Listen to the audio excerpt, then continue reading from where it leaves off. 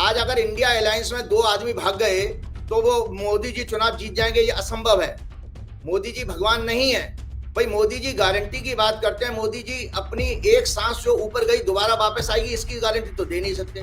देश में कोई भी पॉलिटिकल पार्टी आए, नरेंद्र मोदी के ऊपर एक केस जरूर दर्ज करना चाहिए। जब उन्होंने 2019 में चुनाव में शहीदों के ऊपर संविधान के पद पर बैठ करके आप मांग नहीं सकते हैं वो, क्योंकि सेना किसी पार्टी की नहीं होती है, देश की संपत्ति है वो।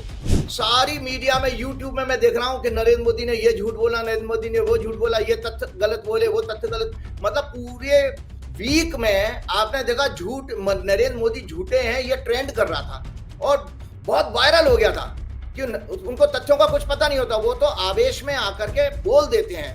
होता क्या है, देखो नरेंद्र मोदी जी के साथ में क्या दिक्कत है, उनके जो स्क्रिप्ट राइटर है, जो उनकी भाषण लिखते होंगे, वो उनको पकड़ा देते हैं। और नरेंद्र मोदी जी का चूंकि शिक्षा के हिसाब से उनका थोड़ा हाथ तंग रहा है बचपन से, तो नरेंद्र मोदी जी पढ़ते तो है नहीं, रट्टा मार के जरूर आते हैं।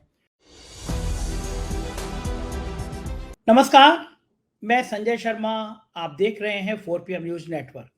संडे का दिन है और पूरी दुनिया के लोग राजीव जी का इंतजार कर रहे होंगे कि राजीव जी क्या धमाल लेकर आए हैं। पेशे से इंजीनियर, लेकिन ज्योतिष का शास्त्र का बड़ा प्रेम। राजीव जी ने इंजीनियरिंग करने के बाद ज्योतिष का बहुत अध्ययन किया, सालों तक अध्ययन किया और फिर उन्होंने जन्म पत्री देखना, भविष्यवाणी करना शुरू की। मैं हर बार की तरह फिर बता दूं, अगर आपको ज्योतिष में रुचि है तो ये प्रोग्राम देखिए, आपको ज्योतिष में रुचि ना हो तो ये प्रोग्राम मत देखिए। मेरे को ज्योतिष में रुचि है, मुझे राजीव जी से बात करके अच्छा लगता है, इसलिए मैं ये प्रोग्राम करता हूँ। राजीव जी की कुछ भविष्यवाणियां गलत भी हुई हैं और कुछ सही भी हुई हैं। आज राजीव जी ने प्रधानमंत्री नरेंद्र मोदी और भारतीय जनता पार्टी के बारे में बड़े भयंकर खुलासे किए हैं। बताया है कि 17 तारीख के बाद क्या होने जा रहा है, और ये बताया है कि नीतीश के और जयंत के जाने के बाद समीकरण क्या बनेंगे।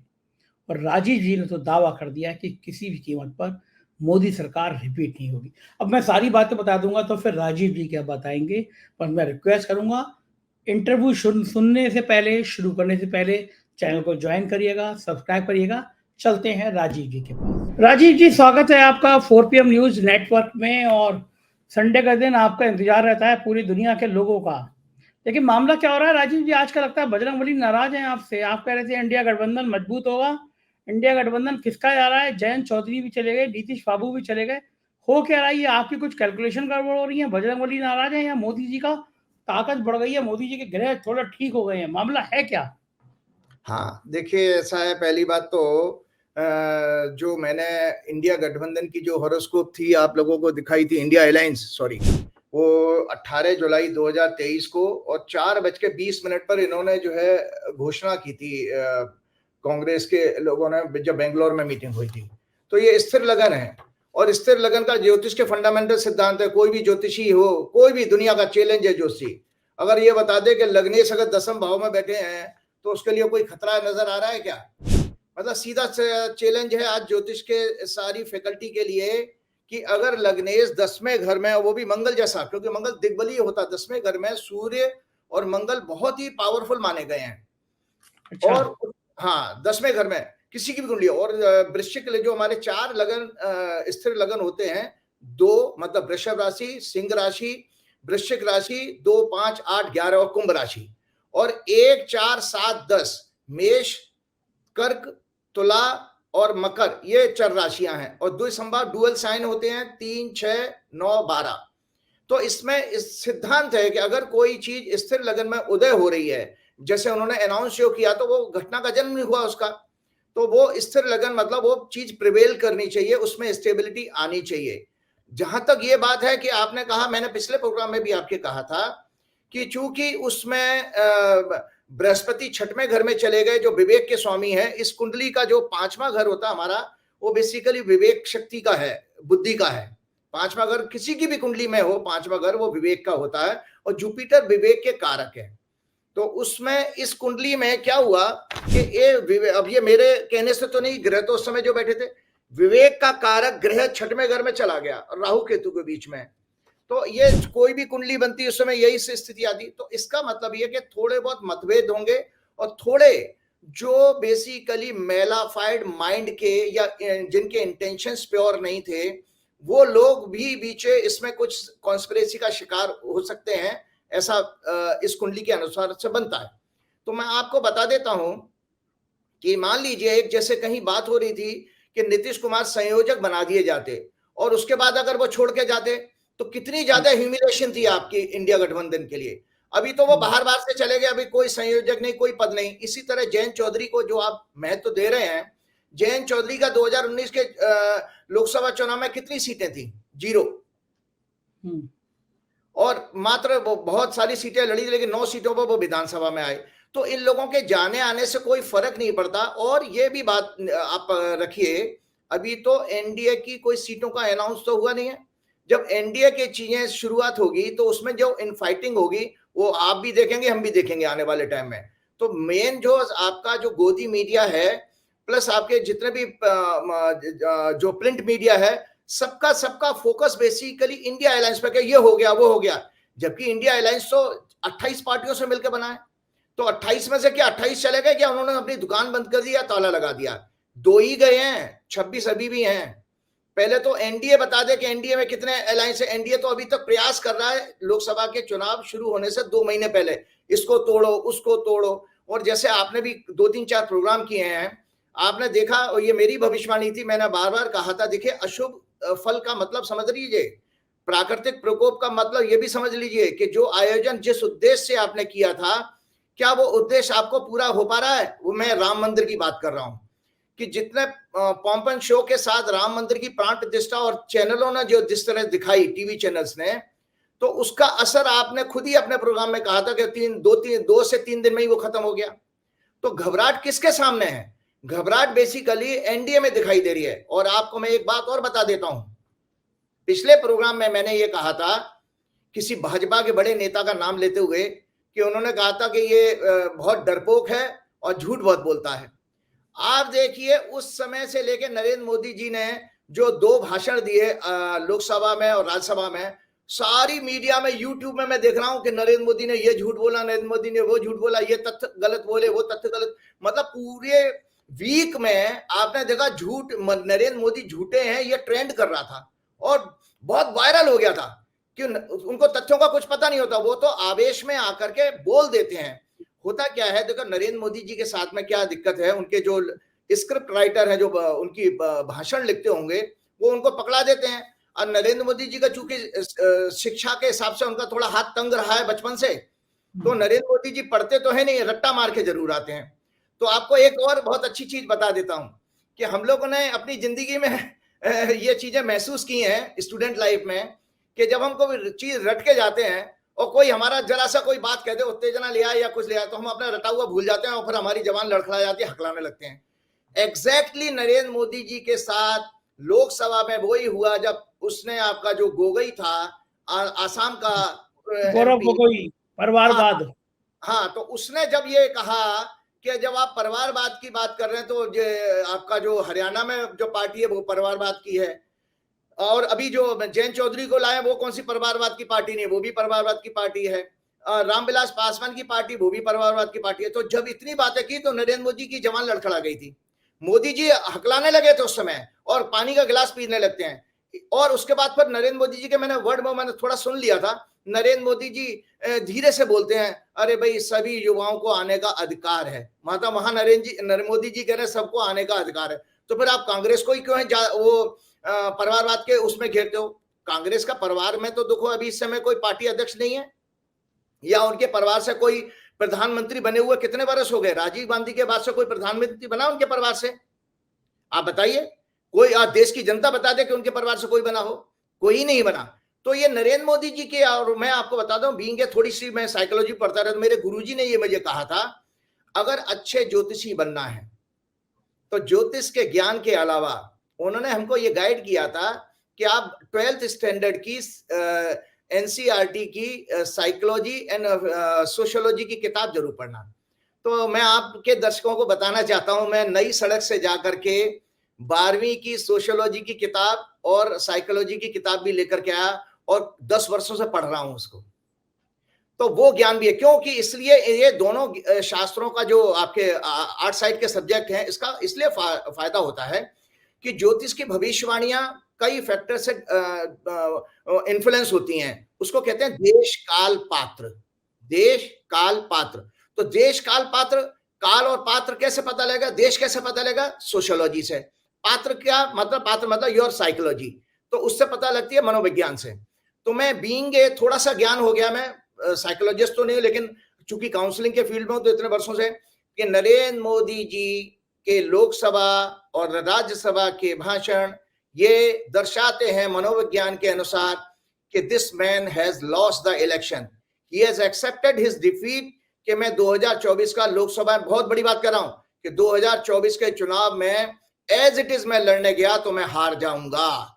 इसके कारण मैं बार बार आप लोगों को बताता हूं कि चूंकि भाजपा की कुंडली में जो निरंतर मैंने कहा ये षड्यंत्र का योग है, तो वो षड्यंत्र को कोई भी चीज से छोड़ेंगे नहीं। षड्यंत्र में किसी भी चीज को वो छोड़ने वाले नहीं है। ये षड्यंत्र का को है जब 3 और 6 नंबर ग्रह में, 6 हाउस में, 3rd and 6th हाउस में अगर आपके पाप ग्रह हो, लगन पीड़ित हो, सूर्य पीड़ित हो, चंद्र पीड़ित हो, बार बार ये कह रहा हूं, लोगों को रट जाना चाहिए ये कॉम्बिनेशन। हमारी अपनी जिंदगी में भी कोई अगर ऐसा व्यक्ति मिल जाए, उससे हाथ जोड़ लेना चाहिए आप लोगों को, क्योंकि वो आपके जीवन में, आपके व्यापार में अगर आपने उससे पार्टनरशिप कर ली तो छल कपट करके धोखा देके जाएगा वो। लोग मेरे से पूछते हैं ना जब पार्टनरशिप का बिजनेस करते हैं कि भाई कैसे पार्टनर, तो मैं लोगों से कहता हूं इसी तरह विवाह करने जा रहे हैं, अगर आप ऐसी बहू या ऐसा दामाद ले आए तो आपका बैंड बजा देगा आपके खानदान का।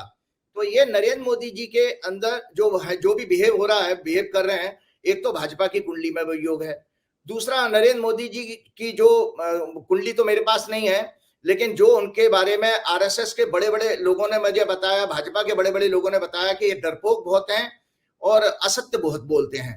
तो इसीलिए इनके अंदर ये फियर साइकोसिस आ चुका है कि मैं हार रहा हूं चुनाव।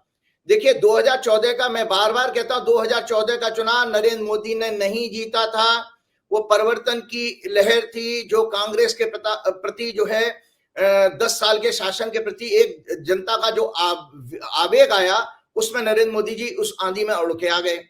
फिर 2019 में क्या किया वो आप जानते ही हैं कि वो देशभक्ति की एक लहर में नरेंद्र मोदी जी ने उसमें तो शहीदों के ऊपर वोट भी मांग लिया था, जो कि अगर मैं चुनाव आयोग होता या आने वाली टाइम में, एक और बात बताता हूं, देश में कोई भी पॉलिटिकल पार्टी आए, नरेंद्र मोदी के ऊपर एक केस जरूर दर्ज करना चाहिए। जब उन्होंने 2019 में चुनाव में शहीदों के ऊपर संविधान के पद पर बैठ करके आप मांग नहीं सकते हैं वो, क्योंकि सेना किसी पार्टी की नहीं होती है, देश की संपत्ति है वो। तो उसमें जो वोट मांगा गया वो कानून रूप से, कानून, चुनावी कानून जो है, जो आपकी क्या नाम है, प्रोटोकॉल है, उसमें बिल्कुल एक प्रधानमंत्री के पद पर बैठे हुए व्यक्ति के लिए बहुत ही गलत कार्य था। तो नरेंद्र मोदी जी के ऊपर तो केस हो जाना चाहिए था इसमें। तो आपको मैं बता देता हूं कि जो नरेंद्र मोदी जी अभी कर रहे हैं राम मंदिर के मुद्दे के फ्लॉप होने के बाद, जो, और देखिए कैसी गलतियां कर रहे हैं, उस गलतियां क्यों कर रहे हैं उसका कारण भी आज बता देता हूं। 17 फरवरी से बीजेपी की जो कुंडली मैंने दिखाई है, बीजेपी की कुंडली में अभी तक चंद्रमा में शनि की दशा चल रही थी, अब चंद्रमा में बुध की दशा शुरू होने जा रही है 17 फरवरी से। हमारे ज्योतिष में यह माना जाता है कि जब भी कोई ग्रह की दशा, बड़े ग्रह की दशा आती है, तो उसका प्रभाव थोड़े दिन पहले पता लगने लगता है। वो उसका सिद्धांत इसी तरह है संजय जी, कि जब सूर्योदय होता है तो कालिमा छटके नीला नीला आसमान आपको 6 बजे से दिखाई देने लग जाता है, ठीक है। तो इसी तरह बुध की दशा जो आ रही है, तो एक ज्योतिष का सिद्धांत है, ज्योतिष की बहुत अच्छी किताबें मैंने दिखाई, ये भी एक बहुत बड़ी, बहुत ही पॉपुलर बुक है मानसागरी। मानसागरी किसने लिखी है ये लिखी है चौखंबा की है, जो ये है आचार्य श्री मधुकांत झा ने लिखी है, और ये चौखंबा प्रकाशन की है, जो बहुत मशहूर प्रकाशन है धार्मिक किताबों का, बनारस का। तो उसमें यह कहा गया है कि ये मति भ्रष्ट होने का योग होता है। चंद्रमा में शनि की दशा मति भ्रष्ट होने की दशा होती है। इसका अर्थ ये होता है सामान्य भाषा में कि जो आप निर्णय लोगे वो बेसिकली बैकफायर करेंगे, और मति भ्रष्ट हो गई है तभी कर रहे हैं आप ऐसे गलत निर्णय लोग, मतलब गलत निर्णय लेता है जिसके कारण मनुष्य को परेशानियों का सामना करना पड़ता है। उसका लॉजिक ये है कि वैदिक ज्योतिष के अनुसार चंद्रमा मन का कारक माना गया है, और बुध जो है बुद्धि का, इंटेलेक्ट का कारक माना गया है। तो हम अपने सामान्य जीवन में ये देखते हैं कि बुद्धि और मन में 36 का आंकड़ा होता है। मन जो है हमेशा एक हेस्टी डिसीजन लेता है जल्दबाजी में, और बुद्धि थोड़ा ठहराव के साथ लेती है, चिंतन करके डिसीजन लेती है। ये फर्क होता है, क्योंकि बुद्धि और विवेक सबके पास नहीं होता, ये भी बता देता हूं। विवेक जो है बेसिकली दिव्य जो है शक्ति माना गया है। जो परमात्मा का परम भक्त होता है, जिसके पास ज्ञान होगा, वही अच्छे बुरे का भेद कर सकता है। अच्छे बुरे का भेद करना की शक्ति ही विवेक कहा गया है। और मैंने आपको पहले ही कहा कि जो भगवान राम ने, मैंने पिछले प्रोग्राम में भी आपको वाल्मीकि रामायण का कोट किया था कि उत्तरकांड में भगवान राम ने भरत को ये बताया कि जो है दुष्ट कौन है, राक्षस कौन है। वो फिर मैं रिपीट करता हूं इसलिए कि मोदी जी के जो 2 भाषण थे लोकसभा राज्यसभा में, उन्होंने सिवा एक व्यक्ति का जो उस दुनिया में नहीं है, जवाहरलाल नेहरू, उसकी आलोचना करी है। और वो निरंतर 10 साल के शासन में आलोचना करते रहे। नरेंद्र मोदी जी को चाहिए कि इस नेहरू डायनेस्टी किताब को एक बार जरूर पढ़ें, कि ये हाँ, ये नेहरू डायनेस्टी की किताब जरूर पढ़ें, तब ये जान पाएंगे कि इस परिवार का इस देश के प्रति क्या सेक्रीफाइस रहा है। भाई उस व्यक्ति ने, वो एक राजा समान परिवार में, हालांकि उससे पहले मोतीलाल नेहरू के दिन बहुत अच्छे नहीं थे। मैंने पिछले प्रोग्रामों में भी कहा कि एक कमरे के मकान में रहते थे। जवाहरलाल नेहरू की कुंडली में जब ये पैदा हुए तो उनको एक बड़ा केस पटियाला का मिला था, जहां से उनको बहुत बड़ी हैंडसम फीस मिली थी। इसके बाद उनकी जो है जब मोतीलाल नेहरू की प्रैक्टिस चल पड़ी और वो एक रेनाउंड बैरिस्टर बन गए थे। तो इसमें ये जन्म जो है जवाहरलाल नेहरू के पैदा होने के बाद ही उनके यहाँ संपत्ति आई है, उससे पहले नहीं थी। प्लस शुद्ध खालिस ब्राह्मण परिवार, शुद्ध खालिस ब्राह्मण परिवार।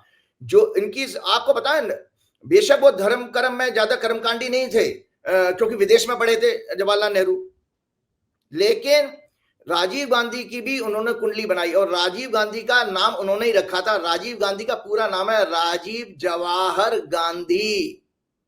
राजीव जवाहर गांधी, वो क्यों नाम रखा था उसका लॉजिक भी आपको बता दें। इस किताब में ही कहा गया कि राजीव जो है कमल का पर्यायवाची है।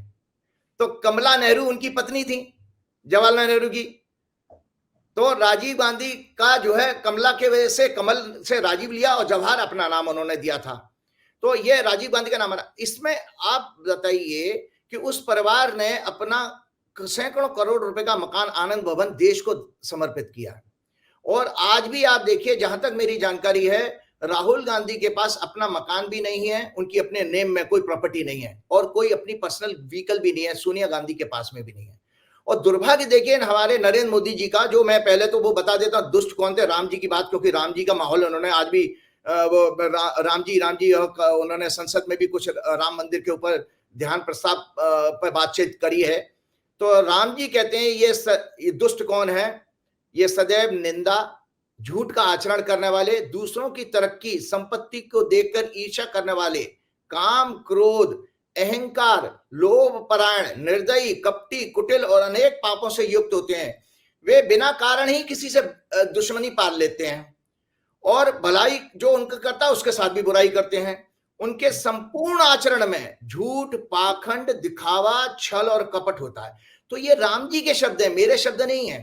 तो इसका अर्थ यह, जो नरेंद्र मोदी जी ने एक वृद्ध, हमारे संस्कृति में क्या कहा गया है, एक तो मृत्यु जिसकी हो जाए उसके बारे में कुछ नहीं कहना चाहिए, प्लस जो भी आप राजनीतिक रूप से आपके वो कौन हो गए, पुरखे हो गए, पूर्वज हो गए, तो पूर्वजों का नाम लेकर के उनको बदनाम करना, उनको गाली देना, ये अच्छे संस्कार नहीं बताते कि आप किस संस्कार में पैदा हुए हैं।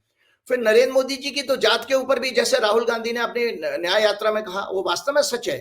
क्योंकि जो मेरे को शंकर सिंह बघेला जी के, मैं नाम ले रहा हूं, जो गुजरात के मुख्यमंत्री रहे हैं, और भी संघ के बड़े बड़े लोगों ने मुझे बताया था कि नरेंद्र मोदी जी दरअसल वैसे वैश्य कम्युनिटी से आते हैं। तो वो उसमें अभी इनके गुजरात के एक सांसद ने बकायदा प्रेस कॉन्फ्रेंस की थी, उसमें बताया था कि जो गोदी मीडिया ने नरेंद्र मोदी जी की जो जाति जो ओबीसी में डाली गई, ये सब विषय लिंक करते हैं। इसलिए बता रहा हूं कि मेरा कहना, मैं कोई राजनीतिक आदमी नहीं हूं, लेकिन मैं जब आपके चरित्र को डिफाइन करता हूं कुंडली के अनुसार, तो मैं ये बताता हूं कि आपके आचरण में ये आ क्यों रहा है। ये आया इसलिए रहा है कि मूल रूप से आपके पास ये गुण मौजूद है। तो उसमें उन्होंने वो जो क्या नाम है अपना गजट नोटिफिकेशन दिखाया था 1999 का, तो उसने आपके गुजरात के उस सांसद ने, कोई गोविल करके या कौन से हैं वो हैं, मैं पूरा नाम उनका ध्यान नहीं आ रहा, हल्की सी दाढ़ी है, उन्होंने बताया कि ये 2001 में बेसिकली गुजरात सरकार में लागू किया गया जब नरेंद्र मोदी चीफ मिनिस्टर बन चुके थे, तो ओबीसी शब्द वो वहां पर जोड़ा गया। तो जहां तक मेरी जानकारी, क्योंकि मैंने ये पता है कि मैंने तो मोदी ग्रुप में भी बहुत साल बिजनेस किया है, मोदी लोग बेसिकली उच्च जाति के और वैश्य कम्युनिटी से आते व्यापारी लोग होते हैं ये, तो वहां पर भी आपके असत्य में असत्य नजर आ रहा है। तो पहली बात तो नरेंद्र मोदी जी को जवाहरलाल नेहरू के बारे में जानना चाहिए। जवाहरलाल नेहरू का जो सेक्रीफाइस था, जवाहरलाल नेहरू ने विदेश में पढ़ाई करी, उसके बाद 11-12 बरस आपने भी अपने प्रोग्राम में कहा था जेल में काटे, उन्होंने अपने परिवार का सुख बेचारों ने नहीं देखा, उनकी पत्नी बीमार रहती थी, बीमारी के भी पैसे नहीं थे। एक बार की बात बताता हूं, उनकी पत्नी के इलाज के लिए पैसे की जरूरत थी, इसी किताब में लिखा है, तो उनके पास 10,000 रुपए नहीं थे उस दौरान, तो वो बहुत परेशान थे। इंदिरा गांधी को चिट्ठी में लिखा था उन्होंने जेल से। तो जब मोतीलाल नेहरू को ये बात पता लगी तो मोतीलाल नेहरू ने अपने बेटे को बहुत डांटा कि तुमको शर्म नहीं आती है कि जब तुमको इतनी पैसे की तंगी थी तो मुझे क्यों नहीं कहा। तो जवाहरलाल नेहरू इतने खुददारी थे, तो उस परिवार के प्रति आप अगर बेईमानी भ्रष्टाचार का आरोप लगाते हो तो कितने शर्म की बात है। तो ये सब इसलिए हो रहा है क्योंकि आपका आचरण गलत है।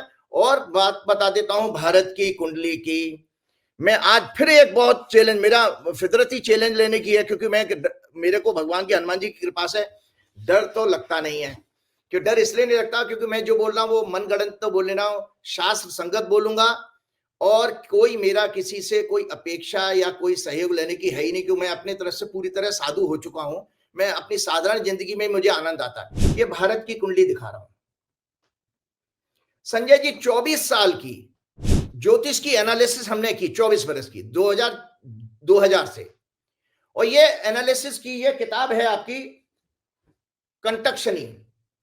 शनि के जो 3 गोचर जो खतरनाक माने गए हैं, 7.5 कंटक शनि 2 होता, कंटक शनि कहते हैं, अष्टम शनि, और तीसरा कौन सा है? शनि की 7.5, 3। हाँ, 3 जो गोचर है ना, कि जो शनि जो है बेसिकली हमारे जीवन में मूल परिवर्तन जो होता है वो शनि की वजह से आता है। जैसे आपको बताऊं, 8वें घर में अगर मंगल और शनि हो किसी के, तो दुर्घटना का योग है, तो दुर्घटना में आपका पूरी बाजू धड़ से अलग हो जाएगी, तभी होगी जब शनि मौजूद होगा। तो परमानेंट लेवल की डिसेबिलिटी बिना शनि के नहीं आएगी। अगर वहां शनि नहीं है, मंगल है, तो हड्डी फ्रैक्चर होगा, हाथ लटका रहेगा, लेकिन जुदा नहीं होगा। आपकी बॉडी से कोई पार्ट पूरी तरह से रिमूव हो जाना बिना शनि के नहीं हो सकता। तो ये शनि को माना गया परिवर्तन का कारक।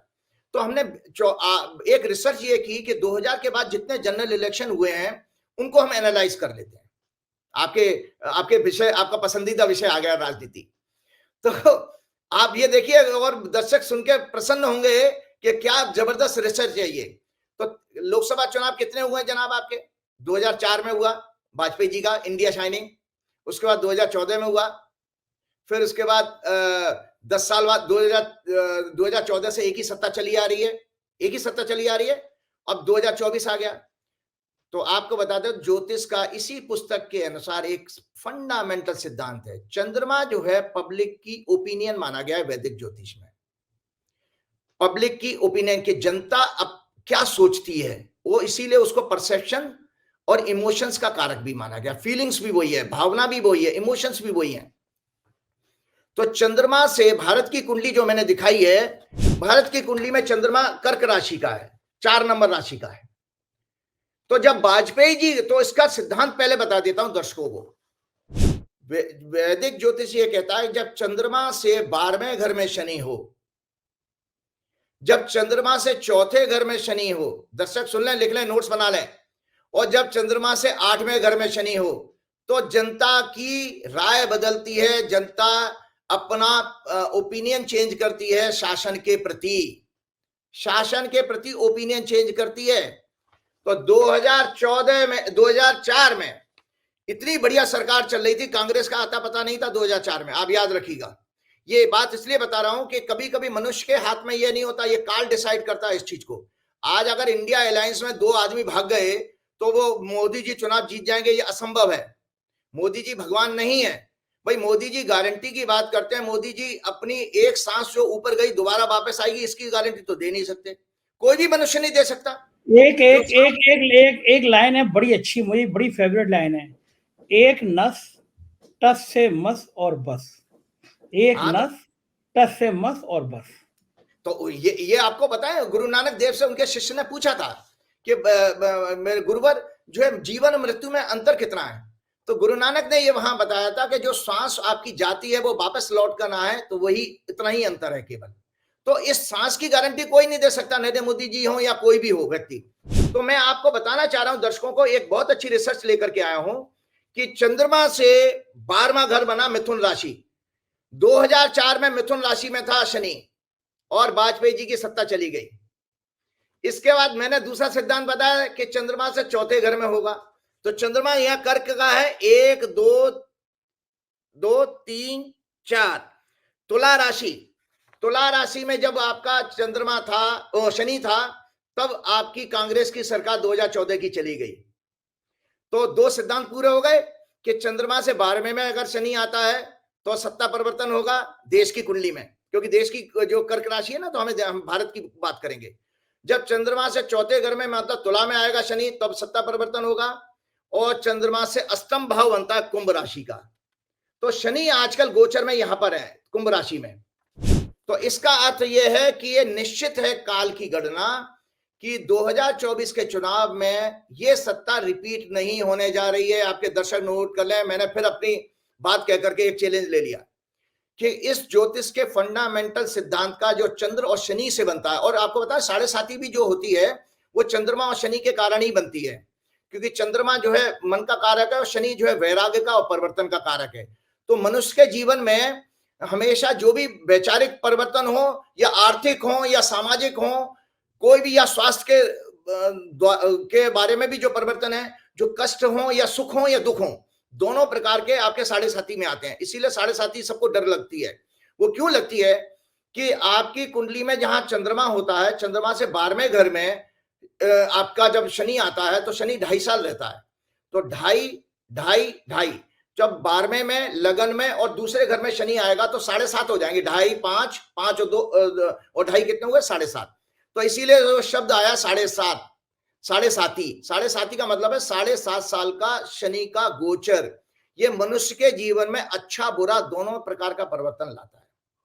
तो अब देश की कुंडली में यह है, चूंकि चौथे घर में भी हमने परिवर्तन देखा, कांग्रेस गई, जब 12वें घर में शनि था वाजपेयी जी गए, और अब जो है शनि 8वें घर में ये अभी है, इससे पहले 92 में आया था, तो 92 में भी सत्ता परिवर्तन हुआ है। तो अब ये इनके मोदी जी के भी विदाई का संकेत है, जो मोदी जी के चेहरे से साफ साफ झलकता है। इसीलिए उनके अंदर उत्तेजना और बेचैनी ज्यादा आ गई है। उनके चेहरे पे भाव देखिए, अगर व्यक्ति इतना धार्मिक है, जैसे वो आपके जो ढोंगी बाबा संत महात्मा इनको योगी बताते हैं, इनको बड़ा आध्यात्मिक मतलब उपाधि देते हैं, उनसे पूछिए कि ये व्यक्ति तो शांत भाव से त्यागी और वैरागी हो जाना चाहिए था, इसको तो झोला लेके चले जाना चाहिए। उन्होंने तो 2014 में आने के बाद, सत्ता में आने के बाद ये कहा भी था मैं झोला लेके चला जाऊंगा, लेकिन तो वो तो जो है बहुत ज्यादा स्वार्थी और वो बहुत ज्यादा ग्रीडी हो गए हैं कि अब उनको तीसरा टर्न भी चाहिए, तीसरे टर्न के बाद 5वां टर्न भी चाहिए। वो तो 5 साल की से उन्होंने, मुझे याद है कि नरेंद्र मोदी जी ने 2014 में ये कहा था कि मुझे देश के लिए सेवा करने के लिए 5 साल दे दीजिए। आप तो 10 पूरे करने के बाद और 5 और मांग रहे हो, तो आपने तो हद ही कर दिया, आप टिकी गए हो। तो ये नरेंद्र मोदी जी का सपना पूरा नहीं होने वाला है, यही इनके अंदर घबराहट है, क्योंकि इनके सारे पैतरे जो है एक्सपोज हो रहे हैं। अब इसकी बात मैं बता देता हूं कि जिन लोगों को आपने अभी सामाजिक लेवल पर भी, क्योंकि इसलिए बता रहा हूं, कल जो है 11 तारीख को शुक्र भी जो है मकर राशि में आ रहा है, और 4 ग्रह इकट्ठे, सूर्य भी वही है, मंगल भी वही है, और शुक्र भी है, बुध भी वही है।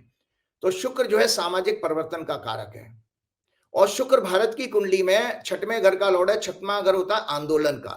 मैंने अपनी एक ट्वीट भी किया था कि जो मंगल अभी आया मकर राशि में, कि जनता सड़कों पे उतरेगी, वो आप देख ही रहे हैं। आप उत्तरांचल में भी कांड हो गया, और उसके बाद आपने देख रहे हैं वो क्या नाम है, महाराष्ट्र में भी वो थाने में गोली वाली चल गई। फिर एक और वो सोशल मीडिया पे उसने गोली मार दी उसको फेसबुक लाइव में। फिर लगातार आप ये देख रहे हैं, और वो जो है किसान जो है 13 तारीख को सड़कों पे आ रहे हैं। ये आपके पास जानकारी होगी, किसान जो है हरियाणा से आ रहे हैं, तो बॉर्डर सील करना शुरू किया। अभी 1-2 दिन पहले भी किसान नोएडा से चले थे।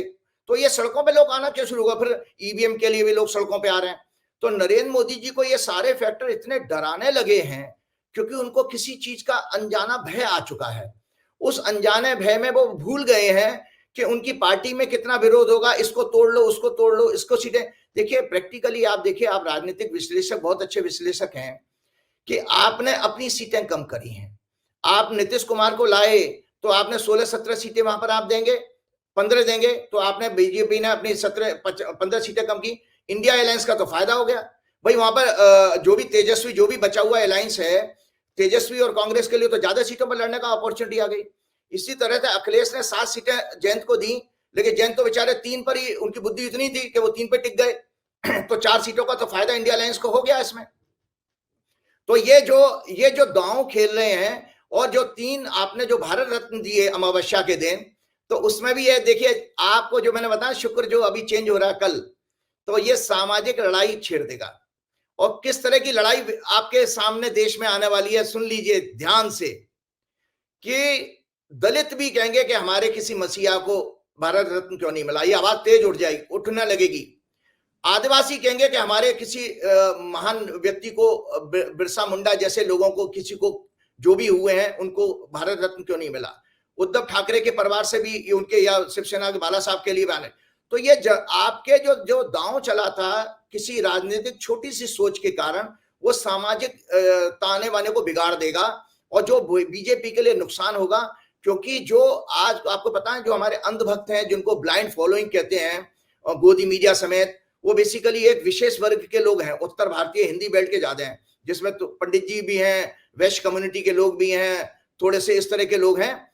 तो ये जो लोग, वो लोग हैं जो 40 और 45% वोट डालने जाते हैं, जिनकी वोटिंग परसेंटेज कितनी होती है, 35% से शुरू होकर 45% तक।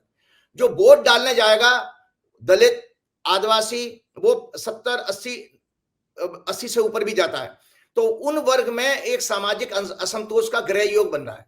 तो मेरी भविष्यवाणी एक और नोट कर लें कि नरेंद्र मोदी जी के लिए सत्ता रिपीट होती हुई कंटक शनि के कारण नहीं आ रही है। दूसरी बात कि असंतोष जो है जनता में इतना बढ़ जाएगा कि इसको हैंडल करना, किस किस को पैसिफाई करोगे, कहां कहां जाओगे। तो नरेंद्र मोदी की विचलन, उनकी भाषा, उनका व्यवहार और ज्यादा बद से बदतर होने वाला है आने वाले समय में। तो मैं एक और चीज आपको बता देता हूं, भारत जोड़ो नया यात्रा की बात। आज एक बहुत सुंदर कोट लेकर के आया हूं, मुझे आनंद आता, क्योंकि मुझे जो ज्ञान आनंदित करता, मैं चाहता हूं जनता जनार्दन के साथ भी शेयर करूं। ये पुस्तक है विभीषण गीता। ये तो मैंने पहली बार नाम सुना, विभीषण गीता। हाँ, अच्छा, ठीक है। ये रामचरितमानस के 6वें अध्याय में ये विभीषण का संवाद हुआ। इसलिए बोल रहा हूं कि आज हमारे पास में भी, आपके पास में भी कमेंट आते हैं, और मेरे पास भी व्हाट्सएप के जो लोग, मेरा छोटा मोटा ग्रुप है, उसमें लोग कहते हैं अरे साहब ये तो जैन चले गए, नीतीश चले गए। तो आपके अंदर हताशा क्यों आ रही है? आप इतने डिमोरलाइज क्यों हो जाते हो? आपकी विवेक शक्ति काम करना क्यों बंद कर देती है? आप सत्य को देख क्यों नहीं पाते हो? तो उसका आपको बताता हूं, इसको कहते हैं संशय। ये जो डाउट आता है, वो संशय नाम की एक मानसिक बीमारी है। वो मानसिक बीमारी जो है बेसिकली योग शास्त्र में, आप मुस्कुरा रहे हैं लेकिन मुझे बताना जरूरी है, जो योग शास्त्र के अनुसार, ऐसी आ रही है आपकी विभीषण वाली बात पे, आप जो लेकर आए हैं। हाँ, तो उसी पे आ रहा हूं।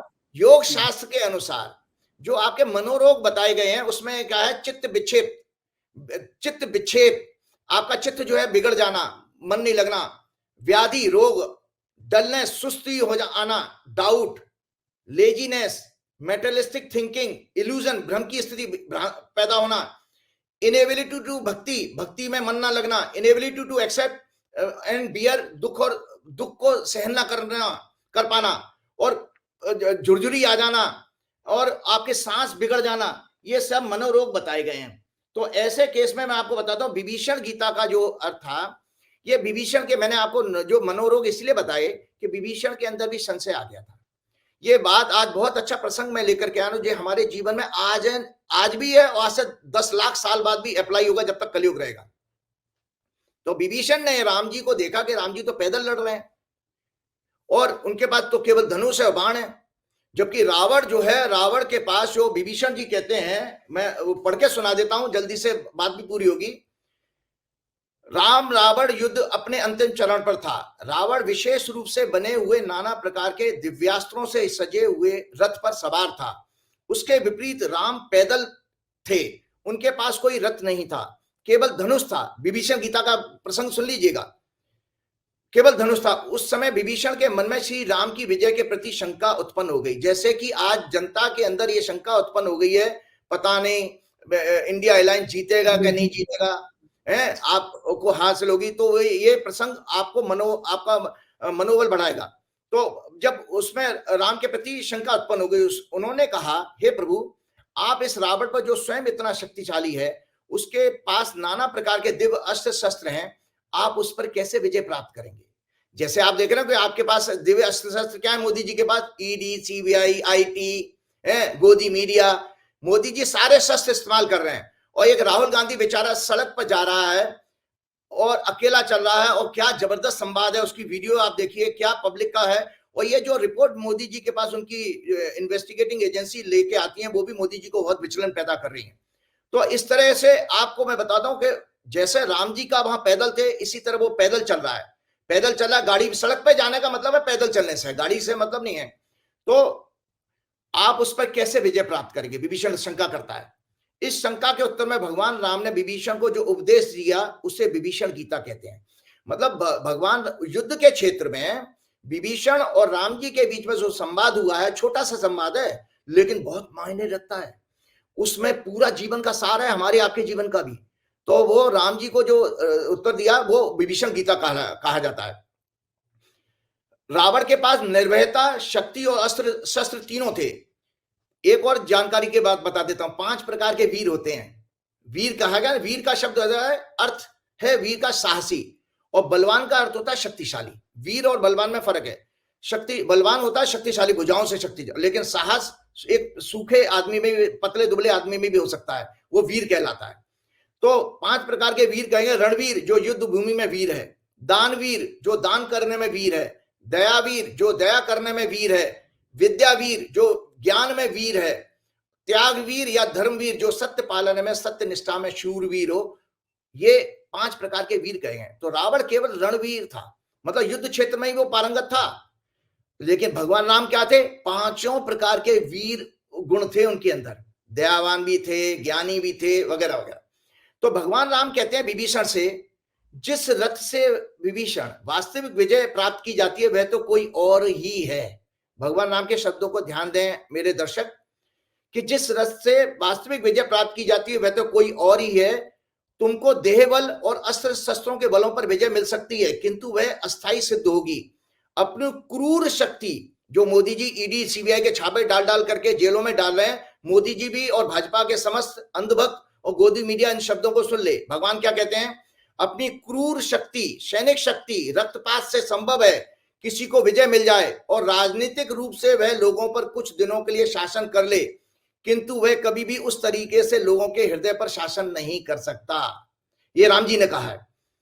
स्थायी विजय तो कुछ और ही है, उसे किसी और रथ से पाया जाता है। उसे ना तो बिहार रथ से प्राप्त किया जा सकता है और ना तो युद्ध रथ से। उसे प्राप्त करने का साधन तो केवल धर्म रथ है। तो भगवान राम ने यह कहा विभीषण ने कि मेरे पास धर्म रथ है, उसके पास मॉडर्न फैसिलिटी से युक्त रथ हो, लेकिन मेरे पास धर्म रथ है। इसीलिए, और जिसके पास धर्म रथ क्या है, दर्शक जल्दी से सुन लें, आपका प्रोग्राम का टाइम भी हो रहा है। भगवान कहते हैं शौर, उस धर्म रथ के पहिए क्या है, 2 चक्र क्या है।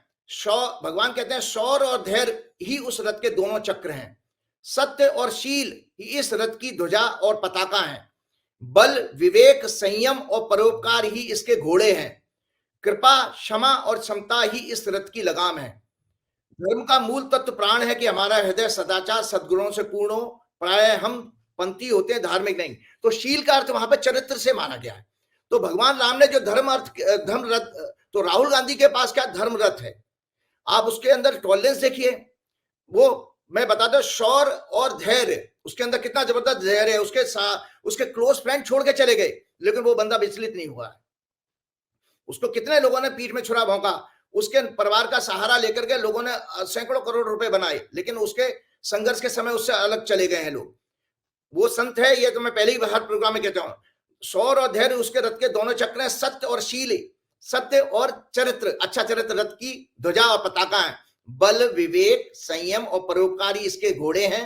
कृपा, क्षमा और समता ही इस रथ की लगाम है। समता कहते हैं दरअसल जो है दुख और सुख में समान भाव रहना। तो ये मैं आपको बताऊं, चूंकि विपक्ष के पास जो भी बचा हुआ आदमी है, और ये वापस अभी दोबारा सब वापस आने वाले हैं, ये केवल मोदी जी को एक मोदी जी बहुत सारी रणनीति चलते हैं, उनकी भी रणनीति है जो जाने दीजिए। लेकिन जब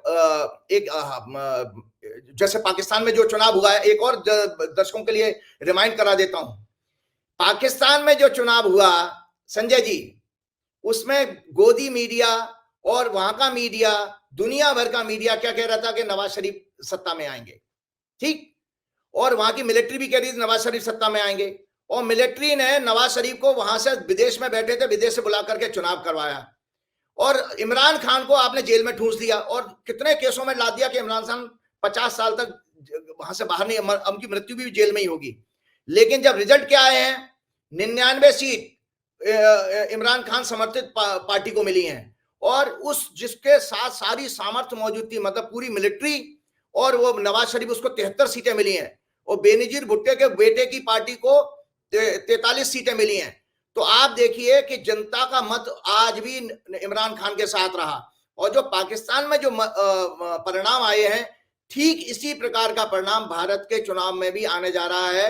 जब इस तरह के लोग, जयंत जैसे लोग चले जाएंगे या नीतीश चले गए, तो पब्लिक ये सोचेगी कि भाई हमें इसको तो लाना नहीं है, लेकिन इसको क्या नाम है, बहुमत तो देंगे नहीं, बाकी लोगों को भी छोटी मोटी पनिशमेंट मिलेगी, तो एक इनडिसाइसिव पाकिस्तान जैसा परिणाम हम अपने लोकसभा के चुनावों में भी देखने जा रहे हैं। इसके ये मुझे जी एक चीज की बड़ी चिंता है मुझे, और मैं कल्पना कर रहा हूँ कि कभी ऐसा हो गया तो क्या होगा। मैं सोचता हूँ कभी अगर आप जो मोदी जी की इतनी तारीफें करते हैं हर शो में, किसी दिन अगर बंद कमरे में मोदी जी आपको मिल गए तो मोदी जी आपका क्या करेंगे? मैं आपके राहु, केतु, शनि सब एक ही जन्म पत्री में ले आएंगे। डर नहीं लगता कभी आपको मोदी जी मिल गए तो क्या करेंगे मोदी आपका? नहीं, देखो डर इसलिए नहीं लगता, देखो ऐसा है कि मैं तो सत्य का पालन कर रहा हूँ, बल्कि आपको बता दो, मैंने तो आपके प्रोग्राम में कहा था, मोदी जी से मेरा आमना सामना 2-3 मिनट के लिए हुआ था, क्योंकि एज ए आचार में गया था, और मोदी, मेरा ऐसा अंदर का विश्वास है कि नरेंद्र मोदी जी से मैं जितने साहस के साथ बात कर सकता हूँ, नरेंद्र मोदी मेरे से साहस से बात नहीं कर पाएंगे, क्योंकि नरेंद्र मोदी के चेहरे की घबराहट पढ़ता हूं मैं। मेरे पास ऑरा रीडिंग की भी भगवान ने भक्ति के कारण ये शक्ति आ चुकी है, हनुमान जी की ऑरा रीड करता हूँ। नरेंद्र मोदी बहुत ही बेसिकली फोबियाग्रस्त व्यक्ति हैं, वो मेरा कुछ नहीं बिगाड़ सकते, जो भी होगा वो मेरी कुंडली के अनुसार। मेरे को अगर दंड मिलना हो तो मेरी कुंडली में अगर ग्रह योग खराब हो तो मुझे मिलेगा, उस समय क्या करना। अच्छा, आपको ये नहीं बताया था आपने कि आप चेहरा भी पढ़ लेते हैं, ये आपने कभी नहीं बताया आज तक। देखिए वो ऐसा होता है कि जब आपके बताएं, जब आपकी आत्मा सशक्त हो जाती है, जब आप भक्ति के कारण आपकी आत्मा सशक्त हो जाती है, मतलब आपका जब क्लोजनेस आ जाती है, आत्मा सशक्त जानते कब होती है? वैराग्य से। जब चीजों को आप सांसारिक वस्तुओं के पीछे भागना बंद कर दो, तो वैराग्य जब बढ़ेगा तो आपके अंदर वो ऑरा बढ़ जाएगा, तो आप दूसरों के चेहरे को पढ़ सकते हो, उसके अच्छा मेरा चेहरा पढ़ के बताइए आप। अभी चलिए वो विषय अलग, हम भटक जाएंगे, आपके समय का भी समय हो रहा है, आपका मतलब प्रोग्राम का टाइम हो रहा है। एक और बात जल्दी से दर्शकों को दिखा देता हूं, एक और सपोर्टिंग डॉक्यूमेंट में देता हूं। भाजपा का वर्षफल मैंने ले लिया है, 6 अप्रैल 2024 को भाजपा का नया साल शुरू होगा। उसमें भाजपा की जो मुंता है 6वें घर में जा रही है, शनि मंगल से पीड़ित है। ये भी वर्षफल में किसी कीमत पे भाजपा को बहुत बड़ी सफलता और सत्ता का संकेत नहीं दे रही है, क्योंकि वर्षफल का सिद्धांत है, मुंथा जो है अगर पीड़ित हो जाए और पाप घरों में जाए 6-8-12 में, तो ऐसे व्यक्ति को कोई बहुत बड़ा दुखद समाचार मिल सकता है। भाजपा के लिए मैं बता रहा हूं, भाजपा के लिए अप्रैल ऑनवर्ड कोई बहुत बड़ा दुखद समाचार आ रहा है, जिसमें उनकी हार भी हो सकती है, और किसी व्यक्ति की बीमारी हारी के दुर्घटना के कारण अशुभ समाचार भी आ सकता है। चलिए मैं आगे बच्चों के लिए अंत में आप एक बताते हैं वो बता दीजिए। आज काफी सारा बच्चों के बोर्ड के एग्जाम शुरू हो रहे हैं, और बहुत सारे पेरेंट्स की मेरे पास मैसेज भी आते, तो मैं बार बार बता दूं, मैंने पिछले प्रोग्राम में भी कहा था, याद रखिएगा भगवान कृष्ण ने भी कहा कि अभ्यास के द्वारा मन के भय को एड्रेस किया जा सकता है। तो याद रखिए, अगर आपको परीक्षा में अगर किसी तरह का फियर आ रहा है, इसका मतलब आपकी प्रैक्टिस कमजोर है। आप ज्यादा से ज्यादा रिवीजन करिए और अपने जो पुराने पेपर्स हैं उनको सॉल्व करने की प्रैक्टिस करिए, तो भय एड्रेस हो जाएगा। नंबर 2, क्योंकि मैंने कहा नथिंग इज टू बी, मैंने पिछले प्रोग्राम में एक कोट बताया था, बहुत फेमस कोट है, nothing is to be feared, it has to be understood.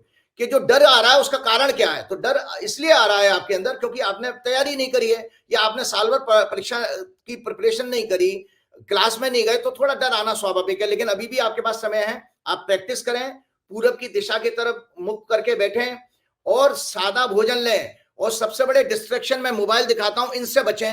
ये सबसे बड़े आज की डेट में राहु केतु हैं, क्योंकि इसमें आप देखिए, बच्चों को मैं बता रहा हूं कि आप किसी अच्छे मूड में एक सब्जेक्ट पेपर चैप्टर तैयार करके बैठे हैं, अगर आपने व्हाट्सएप का चैट देख लिया, उस व्हाट्सएप के चैट में कोई आपकी पसंदीदा बात नहीं मिली, तो आपका मन डिस्टर्ब हो जाएगा, तो वो होल डे चला जाएगा।